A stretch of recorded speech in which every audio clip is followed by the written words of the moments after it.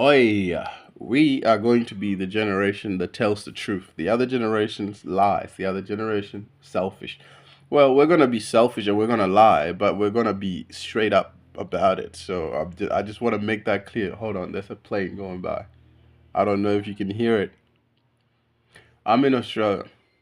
There's only one guy in Australia that tells the truth. And I don't mean some conspiracy truth, some government is doing this kind of truth, or something about the past that they're hiding, or it's an alien. I don't give a fuck about any of those truths, bro. I don't care. If the government was to line us all up today and shoot us in the head, I'll go along with it. I don't really like sort of do the fear mongering shit. I don't value life as much as some people. I'm just gonna be straight up with you. I don't do the conspiracies. The truth I'm talking about is okay. The guy's name is Spanian. I don't want to be beating around the bush here, but I was following Spanian when this guy had like 200 followers on Instagram. 200, less than that, maybe. Me and the boys, three of my friend, we were following Spanian, bro. So if the other two people weren't there following it, and we used to watch his videos, and we found it funny at first, you know. If those two boys, right, weren't there, you would think like this nigga is lying. I'm not lying, bro. I just looked at him and he was different, and the way he appeared and the things he was saying were funny, yes, but were confrontational. They were like in your face. And that's when I realized things were changing. This was years before he blew up, before Spaniard blew up. And I thought to myself, bro, when I found these videos as a nobody, literally. It's like you going on Instagram, following someone with like 200 followers, bro, and their account is on private, and they're talking about, I've done it, cuss. I've done it, cuss. And he's talking about these crimes and shit like that. It was funny what he's done. It was funny. But that was like almost, I'd say 6 years. I don't know, bro. I don't want to like give you a rough estimate of when and be wrong because I'm not even trying to remember it correctly. But what I recognized when I found Spanian and why I showed the boys Spanian was first, yeah, it was funny, but I saw a shift. I saw a shift in the Australian culture. If you know anything about Australian culture, bro, everybody cling on to stereotypes, right? The feel good stereotypes, and they want to be on the bandwagon. The other day, I learned what a sloppy Joe was, bro. I don't know what the fuck a sloppy Joe is, bro. Every time there's an Australian terminology, I don't go out of my way to learn about it if it doesn't find me, bro. Or lingo or slang. You think every Australian knows this about this and about that? There's some, like, there's these sweets. I don't even know what they were, bro. But I just grew up differently. I don't go out of my way to try and know something about Australian, so I feel Australian. If it doesn't come across my path, bro, fuck that. But that's what the culture was like before people like Spaniard.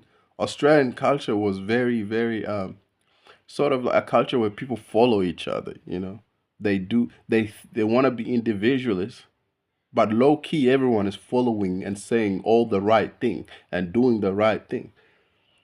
Basically, like, are you okay there? You know, nobody would even say anything about that type of shit. I've used to find "Are you okay?" They very demeaning to the person. Are you okay? What makes you right, the bigger man that you have to ask me? Are you okay? Oh no, are you okay? It's not about the bigger man or who's this, bro. It's very demoralizing for someone else to come and ask you, "Are you okay?" Your mate can ask you, "Are you okay?" But to make it the whole point of this, bro, I don't know how to explain my frustration. Growing up here, dog, in Australia, or mate or whatever, it's sort of everybody has to speak. When we used to make music, we couldn't make music with an Australian accent. Not a lot of people could. And the people here don't give a fuck, bro. If you don't sound like them, if you don't sound like Cursor, nobody's listening to your music, bro. And that's how it was for a bit, you know. And it was very pretentious too, so I kind of agree. I kind of see what my whole rant about this is going nowhere. But the point is, Australia is a culture where people follow each other, bro. It's a country of followers. Once Spaniard pop out, it was like kind of different, confrontational, and it was like, oh shit. You don't believe me? Australia is a country of followers, bro. I'm a black man. My favorite people are indigenous people, right? But I gotta go to some welcome to country thing and sit through that shit, bro. I was in a plane once, and motherfuckers trying to do some welcome to country. Well, we're in the air. Why are you doing welcome to country? That's the thing I'm trying to tell you. Anything to make somebody feel good in Australia, everybody goes with it, bro. Everybody just goes with it. You know, why do you care about this? I don't know, bro. I'm just going along because everyone's going along with it, bro. Basically, like most cultures, anyway. So it's not exclusive only to Australia, but in Australia, it is bad. The moment you are a little bit different, cuz, bro, people will like distance themselves from you a little bit, like just that Simpson meme where they pull back. But that person could low key agree with you. He just doesn't want his mates, right, to think he's a weird cunt as well. And this is why I like Spaniard, bro. And I discovered Spaniard a long time ago before he was nobody. Next minute, a couple of months later, he slaps some indigenous guy or something. He goes viral on YouTube and then he's famous. Now he goes around the world and he's doing his thing. Why did I like Spaniard before he was somebody? By the way, I'm cut. In the town I live in, Spaniard was literally next door. My dumbass was faded on drugs, fell asleep, while Spaniard is next door and there's hoons and there's cars going on, and I'm literally on the same fucking street. I never got to meet this man. I would have been cool to meet Spaniard, but I was literally asleep. On the same street this guy was on, and they're causing noise outside, but I'm too faded. Me and my mate were too faded, we're asleep during the fucking day, bro. Don't do drugs, kids. Stay active. I could have met Spaniard if I was active that day. Australia is a country of followers, but there's something positive. It's the same thing I saw in Spaniard, and why I'm using him as an example. Is the same thing I'm seeing in most of these kids, new generation. Is like everyone is beginning to tell the truth, bro, even if it makes you look bad. Everybody's beginning to express themselves the way they like, even though it makes them look bad. This idea about creating your own tribe and the self belief to even do it to create your own tribe is becoming more and more uh, relevant and easy to do. And most people nowadays have the balls. That's not going to say, so I'm not saying it's going to be everyone. There's going to be some followers, and there's going to be some leaders, and there's going to be people who are just, frontier of some new wave that we don't even understand. And this new wave I'm actually happy for. I think I talked about it before. I don't know. I'm just excited, bro, and I hope you can see it.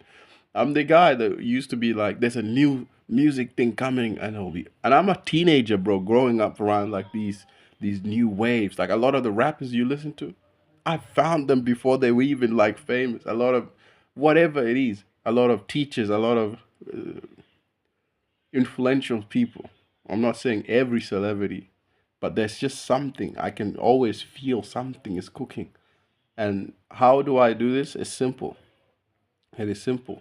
First, you see uh, a sort of stagnant, things are stagnant, and then someone will arise, sort of like a purple cow, brown cow, white cow, brown cow, white cow. And you go long enough, bro, you start to see, boom, a purple cow pops out, and then it catches your attention, and however you interpret, you know, the appearance of that sorry, of the purple cow, you're used to brown cows and white cows, so you pay no mind. There's nothing remarkable about them. And then you see a purple cow and it stops you in your track. And you go, well, what do I make of this? Do I hate it? Do I like it? Most people hate it first. The idea of seeing a purple cow. It is very strange. And it just pops out of nowhere like you're walking down an aisle and you see something different and you're like, well, what the fuck is that? You try to look at it, investigate it. Most people that are intelligent will investigate the brown cow. But why do I keep saying the brown cow? The purple cow, and they'll realize that they like the purple cow. I talk like I am on drugs, but I swear to you, I am not, bro. It's just I'm too excited. I like the shit that I speak about now, and I have a hard time being very eloquent and explaining things very clearly because my mind is just running everywhere, bro. I can't stop it. But basically, the purple cows, our generation, is going to be first rejected by you. And then secondly, he'll grow on you. And then thirdly, you become fanatic, a stan, because you're like, oh, this is what we've been missing for a long time. The things some of our generation will set into play and say will set you free, basically. Because you've been living in captivity for too long. You've been down in captivity, captivity, so long, so long. Cheer up for my mama. Cheer up. What am I doing with my hands? Cheer up for my sister. Cheer up my brother too long. Boom, boom, boom, boom, boom, boom, boom.